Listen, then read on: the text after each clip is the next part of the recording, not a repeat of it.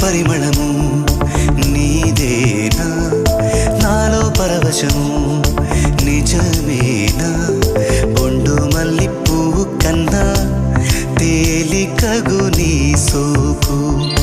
రెండు కళ్ళు మూసుకున్నా